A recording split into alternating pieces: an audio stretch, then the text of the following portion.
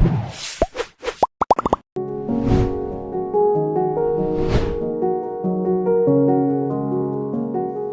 mendalam masih dirasakan oleh Ria Ricis dan keluarga besarnya. Tentu saja, kenangan dan memori indah masih sangat diingat oleh Ria Ricis dan keluarga besarnya. Hal ini diutarakan oleh kakak dari Ria Ricis, Cindy, yang mengatakan bahwa keluarga besarnya tidak akan pernah lupa akan kenangan-kenangan indah bersama ayahanda tercintanya selama masih hidup. Ya, jadi sebetulnya memang yang namanya ditinggal orang yang tercinta, apalagi orang tua ya. Jadi kita Osicis bertiga itu menganggap memang orang tua, terutama ayah dan ibu, kita panggilnya papa, itu adalah laki-laki nomor satu, cinta pertama kita. Jadi memang kalau hari pertama, hari kedua, hari tiga pasti memang sedih lah, untuk selamanya juga sedih ya. Cuman kita memang saling menguatkan gitu. Jadi kadang sih kalau kita lagi, kan kita di rumah masing-masing ya, bertiga gitu. Jadi kalau udah ketemu kumpul, kita langsung happy lagi. Tapi kalau udah masing-masing di rumah, kadang lagi sendirian nih. Jadi kita punya WhatsApp family yang isinya buat curhat-curhatan atau ada kegiatan apapun gitu.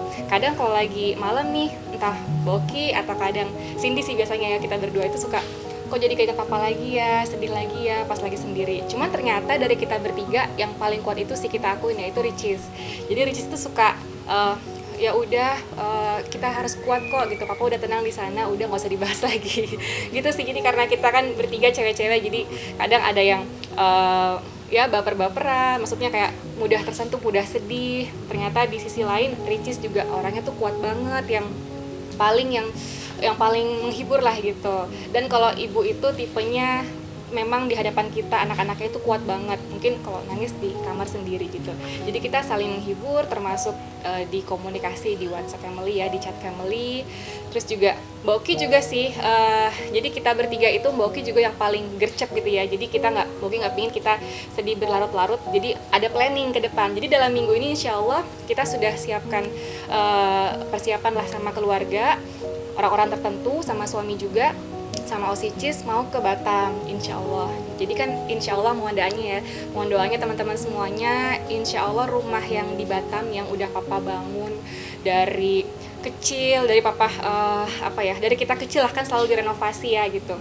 Jadi rumah itu insya Allah mau dibuatkan sebagai rumah Quran gitu, insya Allah mohon doanya. Nah maka dari itu sebelum diproses ke rumah penghafal Quran, kita semuanya mau ke sana untuk beres-beres dari baju-baju, kemudian mungkin album foto itu yang paling penting kata Ricis kan. Jadi kita mau mengamankan itu juga, mungkin untuk jadi kenang-kenangan juga.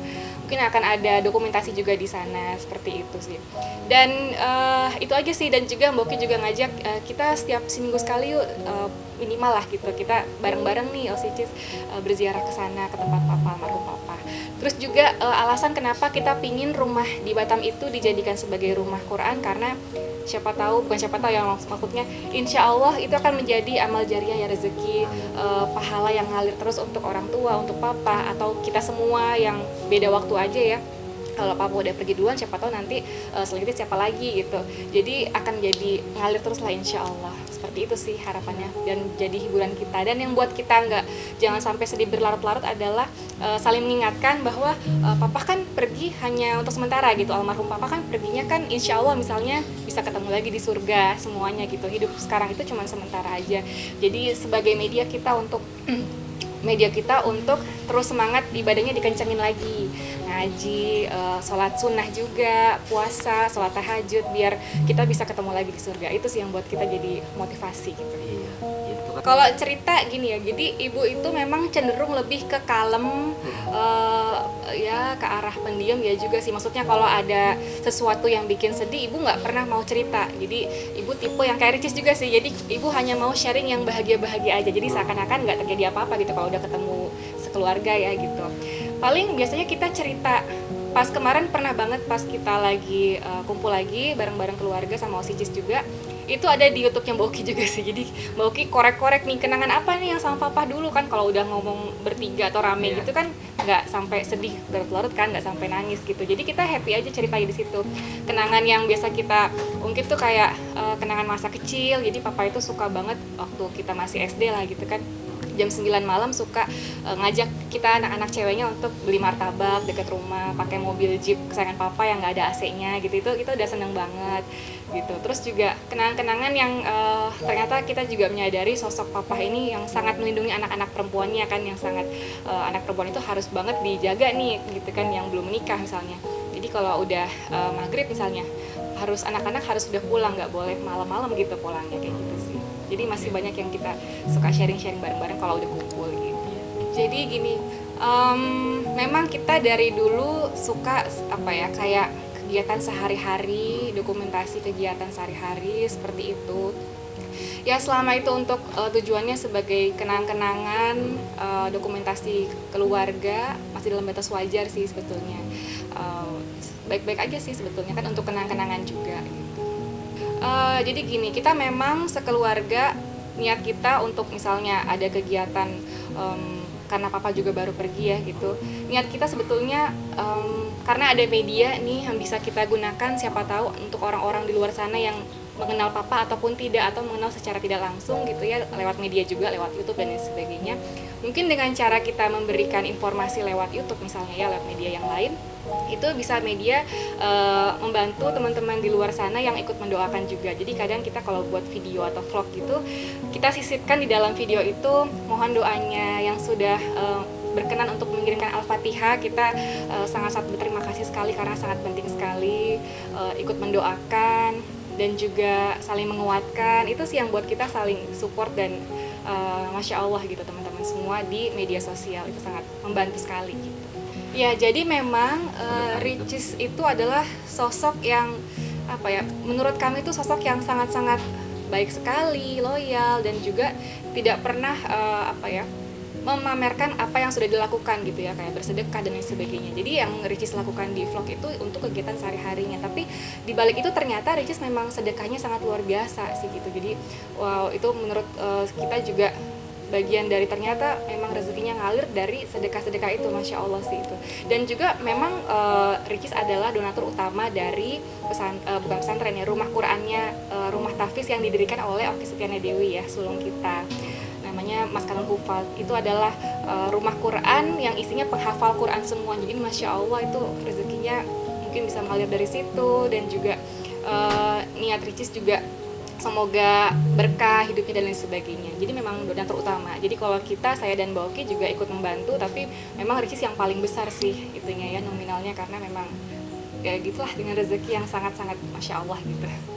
Iya, jadi apalagi Mbak Oki sih yang paling mewek sih bisa dibilang. Mbak Oki juga bilang gitu ya, karena mungkin Mbak Oki juga kan namanya sulung ya, pasti kalau ada apa-apa, misalnya ada adik-adiknya, ada perkara atau apapun itulah ya, itu papa pasti sama Mbak Oki itu udah ngomong duluan. Jadi udah saling curhat-curhatan lah, Pah gimana Pak menurut papa begini-begini gitu. Jadi Mbak Oki tuh udah klop banget maksudnya kalau untuk curhat-curhatan gitu. Adik-adiknya juga jadi ya kadang kalau lagi sendirian, kadang karena kita deket juga ya Ricis bertiga, jadi kalau curhat pasti langsung di chat grup family itu, kok sedih ya, keinget lagi gitu. Jadi ya gitu, tapi langsung dibalikin lagi sama Ricis, udah sibuk lagi yuk kegiatan yang lain gituin sama Ricis. Nah, ya jadi papa itu tidak pernah membeda-bedakan atau tidak pernah pilih kasih untuk ketiga putrinya. Maka dari itu kayak kalau papa lagi di rumah Ricis, kadang telepon dulu nih, telepon Mbak Oki, yang ditanya itu kabarnya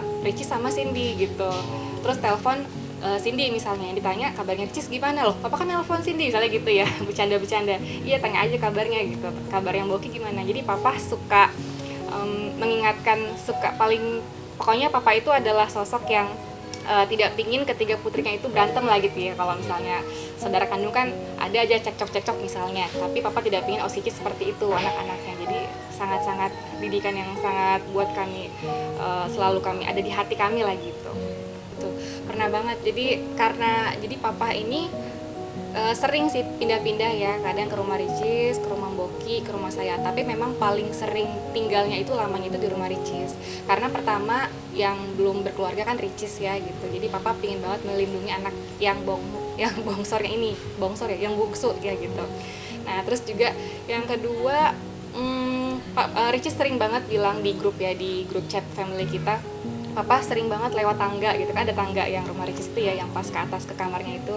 Jadi kalau Ricis udah mulai syuting nih sama tim Ricis, biasanya papa suka nongol di tangga gitu, dek lagi syuting ya gitu kan. Jadi iya kenapa, ikutan dong. Jadi makanya papa sering banget di YouTube-nya Ricis, karena papa suka banget sama suka bercengkrama. Papa itu sifatnya nurun banget ke Ricis, jadi kalau udah depan kamera on cam banget, suka banget kelawak. Terus kalau berbaur sama semua kalangan, semua sampai hostnya si Ricis ya, tim security, kemudian teman-teman tim Ricis, bahkan yang abang-abang bakso misalnya itu juga tetangga semuanya. Jadi papa suka berbaur.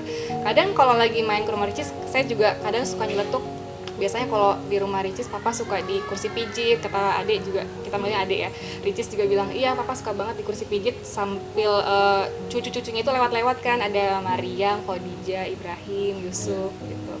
Tangga sama itu kan kamarnya Ricis di atas itu deket sama kamarnya papa. Jadi memang kalau lewat tuh kadang keinget lagi. Tapi Ricis termasuk yang kuat banget sih, karena Ricis kalau Mbak Uki kan belum berani untuk masuk ke kamar papa yang di rumah Ricis ya. Nah, apalagi lihat foto-fotonya. Kalau Ricis itu kuat banget, justru malah diliatin, diciumin bantal-bantalnya gitu. Itu sih menurut saya. Hal-hal yang kecil yang bisa bikin sedih ya. Kemudian gimana cara bangkit mungkin gitu ya. Jadi itu seperti saat kita bertiga, pas kita di rumah masing-masing, udah nggak ada kegiatan, biasanya malam-malam tuh curhat-curhatan di grup family. Tapi kalau yang buat kita semakin bikin bangkit, karena papa semasa hidupnya selalu orang yang pria. Dan ternyata Cindy sebagai kakak dari Ria Ricis pun mengatakan jika sang ayahanda tercinta ketika masih hidup sering menitipkan pesan dan wasiat kepada dirinya agar mencarikan pendamping hidup untuk Ria Ricis yang hingga kini belum mendapatkannya. Maka seperti inilah pesan dan wasiat dari sang ayahanda tercinta. Terus juga kalau dari papa sendiri, memang yang pernah papa wasiatkan mungkin ya, atau pesan yang kalau ke saya pribadi sih emang, dan itu sering banget sampai saya ya pak dulu itu papa selalu titip, saya dipanggil Mbak Nia cariin ya, tolong cariin buat adek gitu. Kalau saya dokter, jadi papa pinginnya ya kalau bisa kalau ada dokter ya coba aja cari kenalan gitu. Kadang dulu saya sampai cari ke grup-grup dokter juga, siapa yang jomblo gitu, kadang saya seperti itu. Sampai saya juga kok nggak ketemu ya, biasanya udah nikah semua kan kalau udah dokter yang udah seumuran dengan saya, seperti itu. Intinya papa pingin yang tolong cariin yang baik, kemudian ya sama lah seagama, bertanggung jawab, seperti itu. Karena Ricis butuh sekali pendamping gitu ya kalau misalnya udah saatnya lah seperti itu.